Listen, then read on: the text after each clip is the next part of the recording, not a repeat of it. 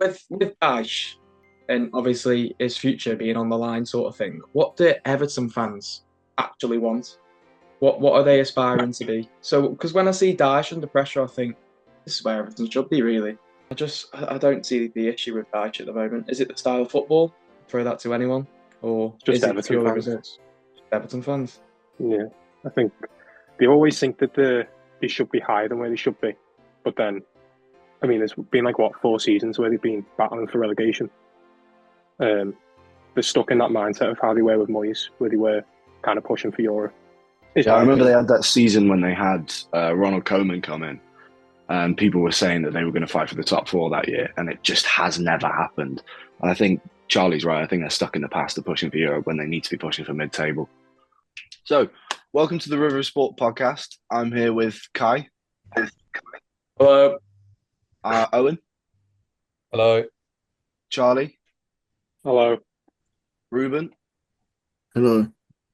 and Riker. Hello. So, with the weekend, there was a bit of a shock with the Merseyside derby being cancelled. Obviously, we were kind of geared up to talk about that quite a lot.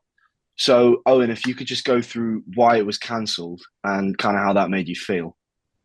Yeah, of course. So it was obviously cancelled because Storm Dara hits in the UK, particularly bad on the west coast of Merseyside, and there were winds of like 80, 90 mile an hour, so it was pretty hefty winds. And yeah, I mean, like everyone, I woke up to the news. I was pretty disappointed because I was really looking forward to the match. We prepared for it, and yeah, it's quite disappointing. However, I don't think that any of us can be as disappointed as one fan from Sydney. His name's Mackenzie Kinsella. He's 15 years old, and he used all of his savings that he's saved up from working and pocket money to fly over to Goodison for the last ever Merseyside derby at Goodison, and then it was called off. So yeah, bit of I think he's probably suffered more than most of us. Yeah, that's quite a bit of a downer. When do you think it will be played, Kai? Uh, well, it's looking like it's going to depend upon Liverpool's sort of Champions League outcome.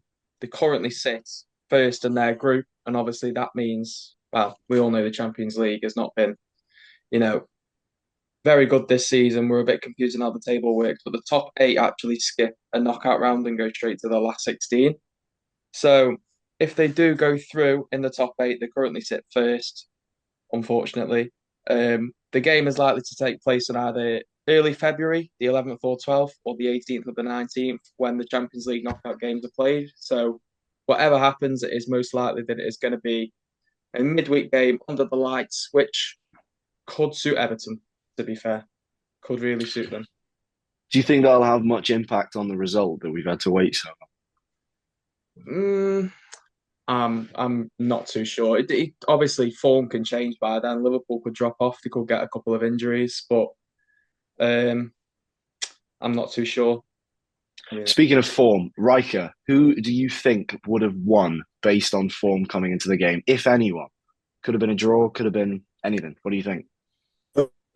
Me personally, Liverpool have been in perfect form on the slot. So, in my opinion, Liverpool probably would have won that comfortably. They're coming off a Champions League winning, beating Real Madrid. So I believe they would have won that. But then again, it's the derby. We don't really know who'll win. But it could have been Everton. It could have been Liverpool. But in my opinion, Liverpool would have won that very strongly. I mean, I think Mo Salah's the top scorer in the Premier League at the minute, and I think he's something like 13 goals, 8 assists along those lines. So I think we would have been looking at probably a couple from him, especially given that Dyche is looking like he's on the way out. But Ruben, so next game for both teams, Liverpool play Girona away on Tuesday and then Fulham at home on Saturday. How do you think Liverpool are going to fare in those two? I think, firstly, with the Champions League, I think it should be quite comfortable. Girona have only won once in the Champions League at the minute, and they're sat at 30th. It's at 30th, where Liverpool have obviously won every game. It's not the same Girona, which kind of took the league by storm last year in the Liga. Like, they're struggling, they lost some players. Um, I do think it'll be quite comfortable for Liverpool, get another win to try and secure, if it's not secured already, that top eight spot. Um, So yeah, I think Girona might see a bit of rotation from Liverpool if they start well. And with Fulham, obviously Fulham got a good draw to Arsenal on the weekend. They've good form, beating Brighton and drawn to Tottenham as well. Liverpool obviously in good form themselves, dropped 2 points against Newcastle, but that was quite a cagey game. Um, Host and Fulham, I think they should see get across the line. Obviously, we've seen some tight games last season between the two clubs. Um, but I think Liverpool try and get back on track with that winning form they've got, and I think they'll just go over the line with Fulham. With the Newcastle game, were you surprised by the outcome? Um, Obviously, it's tough to go to Newcastle. It was Wednesday night. The fans, the atmosphere. It's obviously a tough place to go. Newcastle obviously haven't been in the best form, so I did think Liverpool would have beaten them, and obviously the way they can see that last goal was frustrating for Liverpool fans. Um, but to turn it around from that first half where they looked like they could have gone behind more, to get a draw, it's not the worst case in this time. Other teams are dropping points, so it's not like every game's a must win at this current moment. Yeah, I agree. So with Everton playing Arsenal this Saturday, Charlie, how do you think that's going to go for them, especially looking at how their form has been coming into this? I think Everton are going to get slaughtered. I think the the form away at the Emirates is awful. Um, the form away this season in general is awful as well. We've only won one game, and that was away to Ipswich. Arsenal are unbeaten at home, and they'll obviously be looking to bounce back from their draw against Fulham. Be looking to gain points back onto Liverpool. Um, but it'd be a typical Everton thing to do to go and beat Arsenal now. They have just beat Wolves last season, not last season, last week, 4-0. Um, so yeah, and as you said earlier, Dyche is on a thin rope, so really do need 3 points. Speaking about Dyche being on a thin rope, where do you think they'll have to draw the line? I think it depends on what it's looking like at the start of like in January. I think if they're a good 10 points or so clear then of the relegation zone, I think he'll stay because at the moment there's not really anybody else who they could bring in. Mm. I think he's probably doing the best that he could do with the team that he has got. Um, but yeah, at least until January. Sorry, can I just put in here, like, with Dash and obviously his future being on the line, sort of thing? What do Everton fans actually want? What are they aspiring to be? So, because when I see Dash under pressure, I think this is where Everton should be, really. All the issues they've had off the pitch with points deductions, etc. For you know who knows what. I don't see the issue with Dash at the moment. Is it the style of football? Throw that to anyone, or Just is it Everton purely fans. results? Everton fans. Yeah, I think they always think that they should be higher than where they should be, but then I mean, there's been like what 4 seasons where they've been battling for relegation. Um, they're stuck in that mindset of how they were with Moyes, where they were kind of pushing for Europe. Um, it's because of how much money they spend as well. It's always wasted. Is Yeah, I my remember they opinion. had that season when they had Ronald Koeman come in, and people were saying that they were going to fight for the top four that year, and it just has never happened. And I think Charlie's right. I think they're stuck in the past of pushing for Europe when they need to be pushing for mid-table. But anyway, moving on. So if as a website, I'm going to go through and I'm going to ask you all what stories you've got coming up. I'll start with you, Kai. So if you could just run me down on whatever story you've got coming out or just come out over the weekend. So last week I've had two stories come out, and I'm probably going to focus my one on the Swiss Liverpool fan who's made a just under 1,000 kilometer trip. He will make it on the final game of the season at home to Crystal Palace, where Liverpool will be hoping they'll be lifting their 20th title. He will be travelling just under 1,000 kilometers by wheelchair as he has a incurable muscular disease. It's a story I found literally just scrolling through Twitter, found Redmen TV promoting it, and contacted the account on Instagram, got a reply back, and had a really good interview with him while he was in Switzerland over the phone. It was quite interesting. Language barrier was a slight issue at times, as you can see in probably a couple of the quotes. But no, it was a really good story. I'd highly recommend it. We've actually had a couple of reposts from Red Men TV because the Dan Club, who features regularly on BBC Radio 5 Live, will be joining him from the Red Men TV area to Anfield Road for the final push. And yeah, it's been promoted well. We've received a few viewers from Switzerland, which may come as a bit of a surprise, but yeah, I'd highly recommend that story, as well as an interview with Paul Moran, amateur boxing coach in Old Swan, who should be making a feature on my Freddie's and Charlie's backgrounder later this week. So I just sort of highlighted the effects of sort of boxers and the trend in Merseyside around them seeming to drop out once they leave school and sort of why that is really. So yeah, two stories I'd highly recommend our viewers to go and have a look at. We'll come back round to the backgrounder, but we have got some really good engagement in the story of that bloke travelling to Anfield from Switzerland. But anyway, moving on. Owen, what have you got over the weekend? Yes, so I planning just writing a feature on like a somewhat investigative piece on violence in football because like at an amateur level because you see a lot in the Sunday League, especially around here. So I'm looking to do something with that. Just waiting for a few quotes from a referee that I know. And then also, I'd say the one that I've probably had the most traction on so far is former Liverpool legend, also managed Everton under Ronald Koeman as an assistant coach, was a piece that I did with Sammy Lee about a month ago now. It was held at Allerton Manor, and it was just before the Liverpool-Leipzig Champions League game. So it was great to talk to him and, yeah, get the stuff out, really. So, yeah. Brilliant. Charlie, I'll ask you the same question. Over the weekend, Cheshire Phoenix, the basketball team in Chester, they lost in the semi-final of the Super League basketball trophy.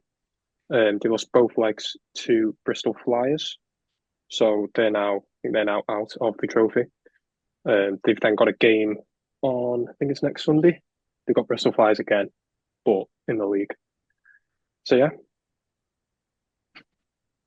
Sounds interesting. Are you going to go down to the one on the weekend? I'm not, no, unfortunately. Anyway, Ruben, I'll ask you the same question as well. What have you got coming up on the website?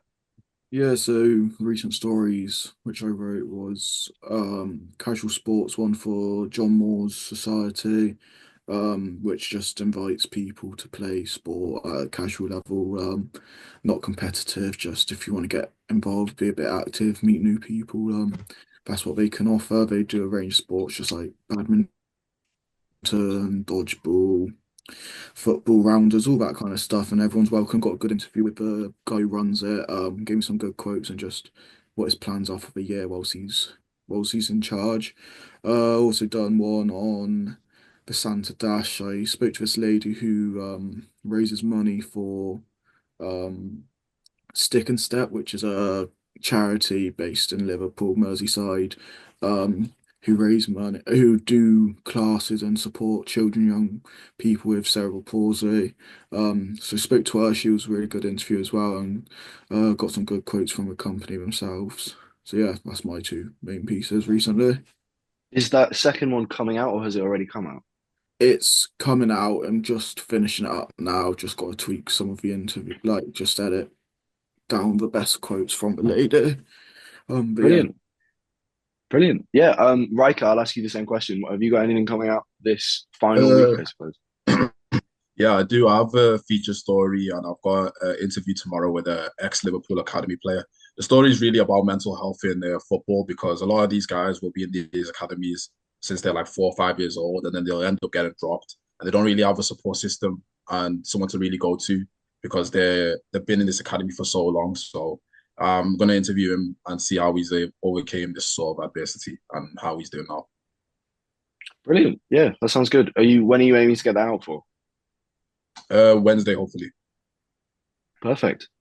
So I'll move on now, and I'm just going to go through and I'm just going to ask everyone. So, given that we are student journalists and we've not had the experience of working for a website before, this is our first time. I'm just going to go and I'm just going to ask everyone how we found sort of a preliminary experience of working as a professional journalist. I'll start with you again, Kai, if you could just walk us through it.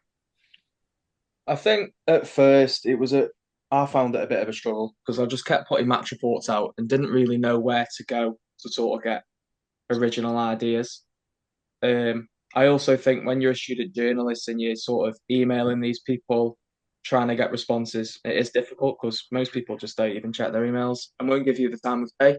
So you've got to be a bit more persistent sort of thing, getting in touch on social media. That's what I did. And I think that's where a lot more of your success is going to come from and sort of getting these interviews sorted. And yeah, we've sort of interacted a lot through social media. We've tried to anyway. We've done a few polls before Liverpool matches, sort of thing, seen, score predictions, that sort of thing. And yeah, social media has been a positive, but we have struggled on there to build a bit of a following. I think after a few of the spam accounts have gone, less said about them, the better. Yeah, I think we're on about 15 followers now, which is a bit of a hit, but yeah, I think it's been okay. Brilliant. Yeah. I mean, I think based on the interactions we actually get, that I think the amount of followers doesn't necessarily cut it, because we do actually get a fair amount of I think there was a tweet the other day about the derby being cancelled that got a surprising amount of interaction that was pretty interesting. But I'll extend the same question to you, Owen, about how you found sort of your first experience. Yeah, I'd say I found it quite fun. Like it's exciting actually going out there and having your own work to publish on a site. Although I think the main thing for me is it's replies because you have these Mm. brilliant ideas, they're born in your head, you write it down, you message someone, they don't reply. You follow up, they don't reply. You follow up again, maybe you get a reply, but by that time the sting's kind of taken out of it. Like you're less excited about doing that piece then. So I had a few with was lining up a power chair piece and a bocce piece, both down at Greenbank, just based on like disability sports. But the replies were so like few and far in between. Obviously, they're busy, like they're very busy, and they do great work. But it's just finding the right time for both sets of people, myself and the organisation, to sit down and talk. So I think that's kind of the thing. The main issue that I've encountered is getting those replies and then sticking to that idea as and when you do get the replies. Yeah, I think we all will have had a similar experience where we've had a very good idea for a story and then just haven't been able to write it. Which, yeah, I've definitely had that at least. Charlie, I'll ask you the same question as well. Yeah, same thing. Like Owen said, you've got these ideas and then people not replying. Obviously, they can be busy, but it can become frustrating. But just being good to speak to other people, find out about different sports, people's different like stories. Another thing that I did find more annoying than difficult, like when I went to a few football matches, trying to live tweet like updates from the game, and your hands are freezing. You're struggling to type things out, and you end up being 5 minutes behind. But just need to invest in some new clothes, I suppose. But yeah, overall, it's been something that has been enjoyable. In terms of positivity, though, Charlie, I mean, you've got quite a good relationship with, especially a disabled ice hockey team in Widnes. I mean, you could tell us a little bit about that because that was born out of pretty much nothing. Yeah, Manchester Mayhem are an ice hockey team. They found them, I think, I found them on Facebook. Got in touch with the coach, Peter Hagen, lovely man, and then introduced myself to everybody. And yeah, been been a nice little relationship that we've conjured up. They've got great stories all about them. They all travel to like different parts of the world, different tournaments representing GB. So yeah, Brilliant, yeah. great team. Ruben, I'll ask you the same question as well about how you found your first experience working as a journalist. Yeah, it was fun. I like the freedom because a lot of assignments is very set. You have to do this, include this. Whereas we had a bit more freedom, like you can find a story from whatever sport, whoever, like wherever in the area, which was kind of cool. But yeah, same as others have said, just trying to get replies, it's tough, especially when we're not technically a big company with like easier to get in contact with people. I think that was the hardest part, like just coming up with, like everyone said, coming up with an idea, and before you know it, they've not responded, so you have to just go back and try and think of another story. So yeah, but overall I've enjoyed it. Just obviously sometimes it's tough to get all the stories you want. Yeah, I agree. And finally, Riker, I'll ask you the same question about how you found working as a journalist. Yeah, this assignment's really brought me out of my comfort zone. You know what I mean? This is something we haven't done before, so it's one of those things where like it's a good experience for all of us in case we end up doing really becoming journalists. But one thing I did really struggle with this task is the tight deadlines. You know, if you have a match report yesterday, it has to be published by today. So it's one of those things where you got to really beat the clock, really work around the clock to get that story out there. If we used to do it as like proper real journalists, so it's a good experience that we're really getting it now. Yeah, I completely agree. But anyway, conscious of time, I'm going to move swiftly on, and I'm going to ask. So, with the groups for the backgrounder, it's myself, Kai, and Charlie, and Owen and Ruben, and Riker. You're doing your own, aren't you? Yeah. So I'll extend firstly to I can't answer the question, but I'll ask Kai and Charlie if you could give me a quick rundown of what we're doing for the backgrounder, and then I'll move on to the other groups. Who wants to go first, Charlie? Me, you? Go on, you can. So we've basically chose to focus our sort of feature background or whatever you want to call it on diving deeper into the effects of mental health in boxing. And we've had a couple of interviews so far. A coach from Old Swan, amateur boxing coach called Paul Moran. He was really helpful, had a good interview. I know Freddie has had a solid interview as well. And Charlie's going down to, I think, Runcorn, but I'll let him talk more about that. But yeah, we've not just obviously focused on all boxing, mental health. It's absolutely fantastic if you start boxing. We also had a couple of quotes that told us that there are some unintentional negatives about boxing on your mental health. So that was really interesting, making weight in fights and the pressure of fight night. Can that be actually a negative on your mental health?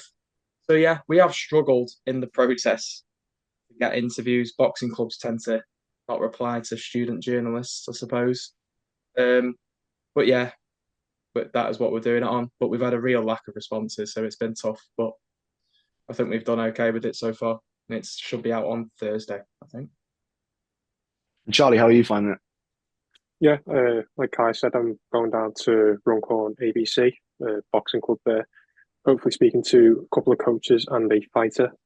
As Kai said about the impacts on mental health, both positive and negatives of being a fighter. Yeah, perfect. Anyway, I'll again conscious of time, I'll move swiftly on and I'll ask Owen and Ruben the same question. Doing a piece on LGBT sport. Yeah, we got up And to the Liverpool Tritons. oh yeah, sound. So we got an interview with them. That was really good. They were really receptive. Spoke to three of their players, so it's pretty decent. And then we're just waiting on a reply from Liverpool frontrunners. Then we're going to get writing that up and finish it all off. So yeah, it should be good. Brilliant. Ruben, have you got anything to add to that?